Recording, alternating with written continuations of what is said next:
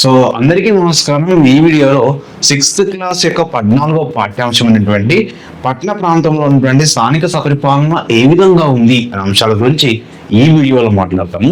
కొత్తగా ఈ వీడియో కూడా please subscribe channel and share friends. ఇందులో మేజర్గా ఈ యొక్క 6th క్లాస్ మామూలుగా ఎన్జీజీ వాళ్ళకు, ఎస్ఎస్ సోషల్ వాళ్ళకు యూజ్ అవుతుంది, మిగిలిన వారికి కూడా ఇది యూజ్ అవుతుంది. అసలు స్థానిక ప్రభుత్వంలో మూడంచెల వ్యవస్థ ఉంటుంది. సో మూడంచెల వ్యవస్థ చూసినప్పుడు సో ఏంటి సరే అంటే మూడంచెల వ్యవస్థలో గ్రామ స్థాయి, మండల స్థాయి, జిల్లా స్థాయి, అదేవిధంగా పురపాలక సంస్థలు అంటే పట్టణ ప్రాంతంలో కూడా అంటే పురపాలక సంస్థల విభాగంలో కూడా నగర పంచాయతీ, మున్సిపాలిటీ, మున్సిపల్ కార్పొరేషన్, ఆ విధంగా ఈ యొక్క 3 స్థాయిల్లో మనకు ప్రభుత్వాలు కనిపిస్తూ ఉంటాయి. పురపాలక సంస్థల్లో కూడా జనాభా ఆధారంగా ఎన్ని రకాలుగా విడేసుకొస్తారంటే 3 రకాలుగా చెప్పొచ్చు. ఒకటి ఏంటి సార్ అంటే నగర పంచాయతీ. ఇది చాలా ఇంపార్టెంట్ అండి. ఎగ్జామ్లో కంపల్సరీగా దీనిపైన క్వశ్చన్ అడుగుతాడు. పురపాలక సంస్థలు దేని ఆధారంగా విడదీశారంటే జనాభాను ఆధారంగా మనము 3 రకాలు చెప్పొచ్చు. ఒకటి నగర పంచాయతీ అనేది 20,000 నుంచి 40,000 జనాభా ఉంటే వాటిని నగర పంచాయతీగా ఏర్పాటు చేస్తారు. 8,000 జనాభా, 20,000 నుంచి 40,000 జనాభా ఉంటే వాటిని నగర పంచాయతీ ఏర్పాటు చేస్తారు. అంటే మున్సిపల్ కౌన్సిల్ ఏర్పాటు చేయాలంటే ఇక్కడ మున్సిపల్ సో ఏమంటారు మున్సిపాలిటీ అంటారు. వీటిని మున్సిపల్ కౌన్సిల్ కాకుండా మున్సిపాలిటీ అంటారు. సో ఏమంటాము మున్సిపాలిటీ. ఈ మున్సిపల్ కౌన్సిల్ లేదా మున్సిపాలిటీ ఏర్పాటు చేయాలంటే 40,000 నుంచి 3 లక్షల మధ్య జనాభా ఉండాలి. సో మున్సిపల్ ఇక్కడ దీన్ని ఏమంటారంటే మున్సిపాలిటీ అంటారు. రైట్. అంటే 40,000 నుంచి ఎంత ఉండాలి? 3 లక్షలు ఉండాలి. మరి మున్సిపల్ కార్పొరేషన్ ఏర్పడాలంటే 3 లక్షల పైన జనాభా ఉంటే ఎంత? 3 లక్షల పైన జనాభా ఉంటే వీటిని మున్సిపల్ కార్పొరేషన్. నగర పంచాయతీ 20,000 నుంచి చాలా ఎగ్జామ్ లో మనకు ఎట్లా అడుగుతారంటే ఇట్ల వాళ్ళు సరిగా అడుగుతారు. నగర పంచాయతీ 20,000 నుంచి 40,000. మున్సిపాలిటీలో మున్సిపల్ కౌన్సిల్ ఉంటాము. సో ఇక్కడ 40,000 నుంచి 3 లక్షలు. సో మున్సిపల్ కార్పొరేషన్ 3 లక్షల పైన, సింపుల్ 3 లక్షల పైన. నెక్స్ట్ ఇక్కడ ఒక్కొక్క దాని గురించి చూద్దాం. నగర పంచాయతీ వ్యవస్థ ఎలా ఉంటుంది? నగర పంచాయతీ వ్యవస్థలో కౌన్సిలర్లు లేదా వార్డు సభ్యులు అంటాం. వీరందరూ కూడా ఈ కౌన్సిలర్లు, వార్డు సభ్యులు అందరూ కూడా ప్రత్యక్ష విధానంలో ఎన్నుకోబడతారు. ఎలా ఎన్నుకోబడతారు? ప్రత్యక్ష విధానంలో ఎన్నుకోబడతారు. నగర పంచాయతీలో అంటే వీళ్ళందరూ కౌన్సిలర్ అందరూ కలిపి ఒక చైర్మన్ ఎన్నుకుంటారు, వైస్ చైర్మన్ ఎన్నుకుంటారు. సో ఇది నగర పంచాయతీ వ్యవస్థ. అదేవిధంగా మున్సిపాలిటీలో ఎలా ఉంటారంటే మున్సిపాలిటీలో కౌన్సిలర్స్ ఉంటారు. ఈ కౌన్సిలర్ అందరూ కూడా ప్రత్యక్ష విధానంలో ఎన్నుకోబడతారు. ఎలా అనుకుంటారు? ప్రత్యక్షతలు అంటే ప్రజల ద్వారా ప్రత్యక్షంగా ఎన్నుకోబడతారు. సో ఇక్కడ మున్సిపాలిటీలో మున్సిపల్ చైర్మన్ ఉంటాడు, మున్సిపల్ వైస్ చైర్మన్ ఉంటాడు. సో ఒక కమిషనర్స్ ఉంటారు, మున్సిపల్ కమిషనర్ ఉంటారు. సో నగర పంచాయతీ కూడా కమిషనర్ ఉంటారు, నగర పంచాయతీ కమిషనర్. కాబట్టి ఈ మున్సిపాలిటీ విభాగంలో కౌన్సిలర్స్ ఉంటారు, తర్వాత మున్సిపల్ చైర్మన్ ఉంటాడు, మున్సిపల్ వైస్ చైర్మన్ ఉంటాడు. సో వీరు ఈ కౌన్సిలర్ అందరూ కూడా ప్రత్యక్ష విధానంలో ఎన్నుకోబడతారు. నెక్స్ట్ మున్సిపల్ కార్పొరేషన్ అంటే ఈ విభాగంలో ఎలా ఉంటారంటే కార్పొరేటర్లు ఉంటారు. వార్డు విభాగంలో ఉంటుంది కార్పొరేటర్లు ఉంటారు. కార్పొరేటర్లు అందరూ ఒక మేయర్ అనుకుంటారు, ఉప మేయర్ ఉంటారు. అంటే మేయర్ ఉంటాడు, ఉప మేయర్ కూడా ఉంటాడు. ఉప మేయర్. కాబట్టి ఇక్కడ కార్పొరేటర్ అందరూ కూడా ప్రజల ద్వారా ప్రత్యక్షంగా ఎన్నుకోబడతారు. ఈ కార్పొరేటర్ అందరూ కలిసి ఒక మేయర్ను ఉప మేయర్ను ఎన్నుకోవడం జరుగుతుంది. ఇది మున్సిపల్ కార్పొరేషన్లు. సో తెలంగాణలో మున్సిపల్ కార్పొరేషన్ ప్రస్తుతము 13 మున్సిపల్ కార్పొరేషన్లు ఉన్నాయి. రైట్. అసలు పురపాలక సంఘం యొక్క విధులు ఏంటి? సో రాజ్యాంగంలో మనకు 74వ రాజ్యాంగ సవరణ ప్రకారము సో ఇక్కడ పట్టణ పరిపాలన వ్యవస్థను తెలియజేస్తుంది. 73వ రాజ్యాంగ సవరణ ఏం తెలియజేస్తుంది? సో స్థానిక ప్రభుత్వాల గురించి తెలియజేస్తుంది. కాబట్టి పురపాలక సంఘ విధులు ఏంటి సార్ అంటే నీటి సరఫరా ముఖ్యంగా ఏం చేస్తుంది? అంటే పట్టణాలలో నీటి సరఫరా ఏర్పాటు చేస్తుంది.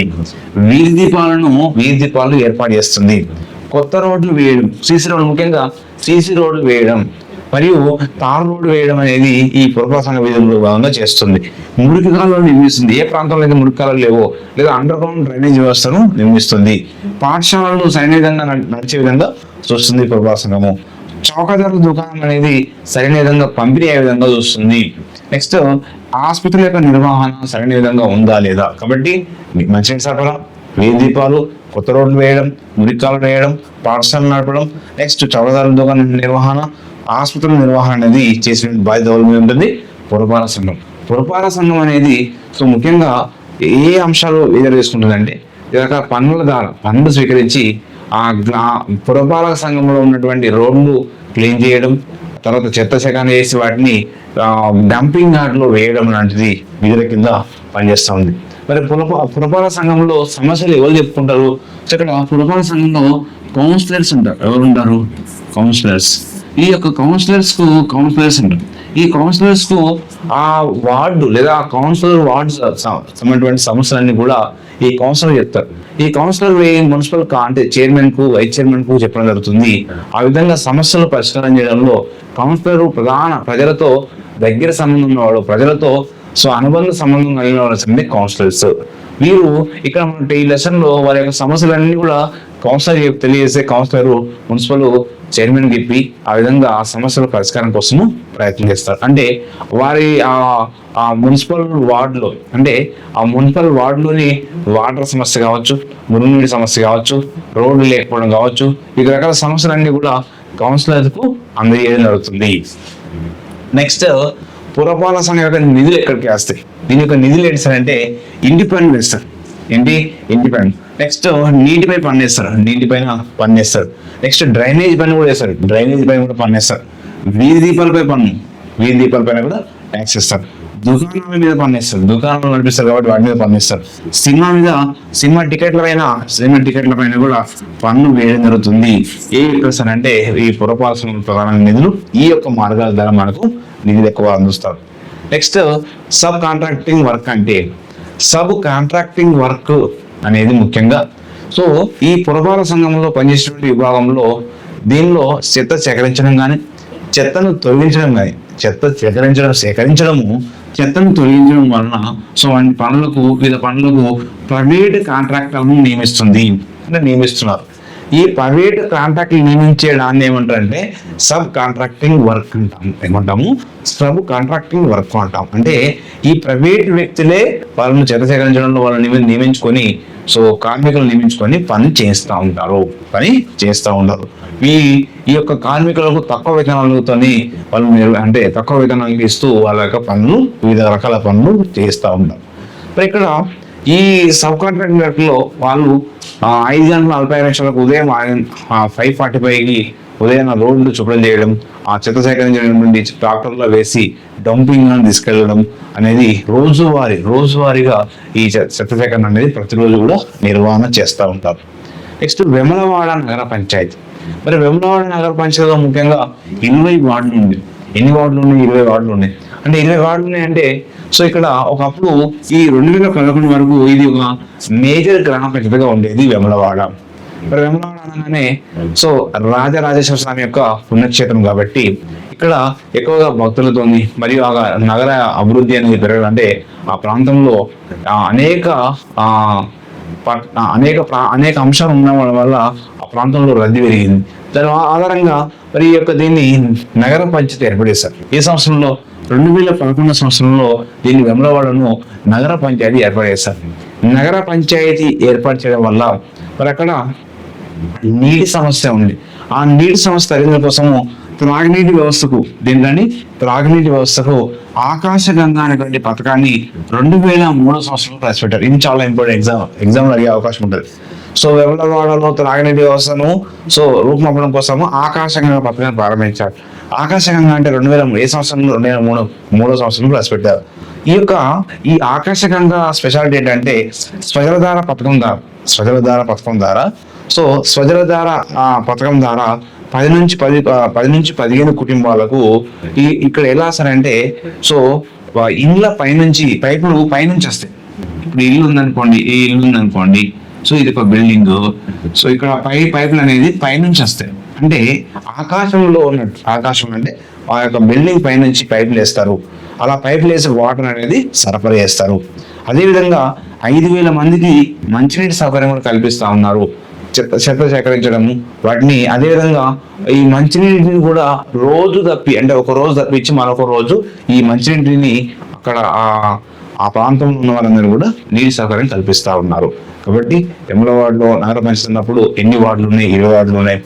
2011 దాకా మేజర్ గ్రామ పంచాయతీగా ఉండేది. ఆ తర్వాత ఇది నగర పంచాయతీ ఏర్పాటు చేశారు. నగర పంచాయతీ వ్యవస్థ ఉన్నప్పుడు నీటి సమస్య ఉంది కాబట్టి ఈ త్రాగునీటి వ్యవస్థ కోసము 2003లోనే ఆకాశగంగా పథకం ఉండేది. ఈ ఆకాశగంగా పథకంలో భాగంగా సజల ధార అనేటువంటి పథకంలో భాగంగా 10 నుంచి 15 కుటుంబాలకు బంగ్లాల పైనుంచి అంటే బిల్డింగ్ పైనుంచే ఆకాశంలో ఉన్నట్టుగా పైపుల ద్వారా నీటిని అందించేవారు. సుమారుగా 5,000 మందికి మంచినీటి సౌకర్యం ఇచ్చేవారు. అంటే రోజు తప్పించి రోజు ఈ యొక్క నీటి సౌకర్యాన్ని వాళ్ళకు మంచినీటిని అందించేవారు. మరియు డంపింగ్ యార్డుకు చెత్త సేకరణ అనేది ప్రతిరోజు కూడా నిర్వహించేవారు. ఇది వేములవాడ యొక్క నగర పంచాయతీ గురించి ప్రధాన అంశం.